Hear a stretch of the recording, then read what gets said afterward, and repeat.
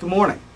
As Susan just said, my name's EricHartman. I'm from Contract Business, and I'm coming to you live on tape from United's special high-tech, off-site multimedia laboratory, more commonly known as my basement. The purpose of this experiment is to attempt to get an inside view of the inner workings of our competition. Last night, a crack team from our IS department wired this room for special three-way communications with our competition. I have with us this morning two competitor agents who have agreed to join us via closed-circuit television. Mr. Tom Goodman is with a North American agent in Minneapolis, Minnesota. And representing Allied Van Lines, we have Mr. Arnold Steele from Omaha.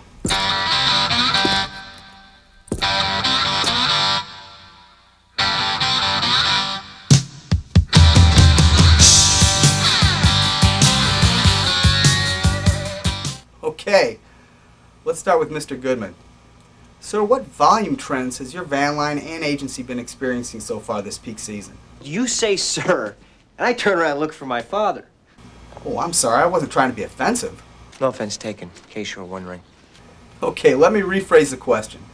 What have you and your staff experienced this peak season while going head-to-head with your biggest competitor, United Van Lines? Shortness of breath? Fatigue? Let's talk about your performance. Your agency has been experiencing some pretty serious challenges this year in terms of excessive delays, customer service problems, and claims issues. Pretty impressive, huh? In fact, nearly every shipment that you moved in June and July has been late. One more, I get a set of steak knives. Okay, let's go to another agent that's also been experiencing some challenges this peak season. Mr. Steele, thank you for joining us. No problemo. Incidentally, we didn't actually get this cleared through the Department of Transportation, so if it's okay with you, can we keep this under wraps? You telling me, I telling you. Okay.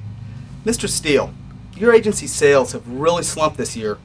What type of tools do you bring to a sales call? Knives and stabbing weapons. Knives and stabbing weapons? Surely you aren't saying that you actually try to threaten your customers. Of course, I'm a Terminator. You can't mean that you actually try to scare your customers into moving with you. Please give us an example of your typical sales pitch to a national account. Come with me if you want to live. Mr. Steele, your sales have dropped dramatically over just 2 years ago. In 1996, your agency had more moves than any other carrier in this whole area. Yeah, but they were all bad. Let's go to Tom. Your agency's also been accused of using some rather questionable sales tactics. Can you give us an example of how you would approach a prospective customer? I'm the only friend you've got. I've also been told that your agency has used some rather aggressive collections methods. Can you give us an example of a typical collections call? Show me the money! Mr. Goodman, I'm no expert in collections law, but I don't think you can treat your customers like that. Have I done something wrong?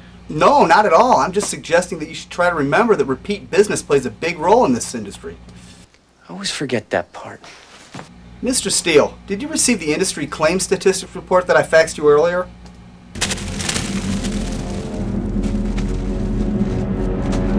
Well, that report shows that your agency has one of the worst claims and safety records in the... Let's take a look at a video of one of your drivers. I think this kind of proves the point.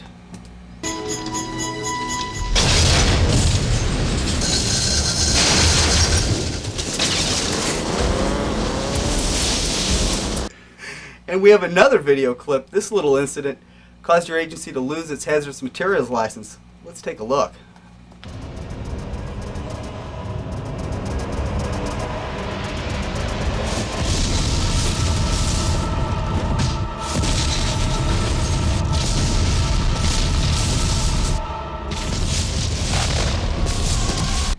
Mr. Steele, what is your policy for the careful handling of household goods?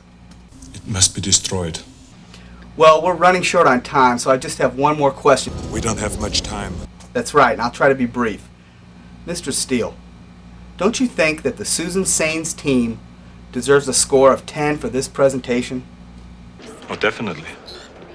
Well, it's hard to argue with that. Thank you for joining us. Hasta la vista, baby.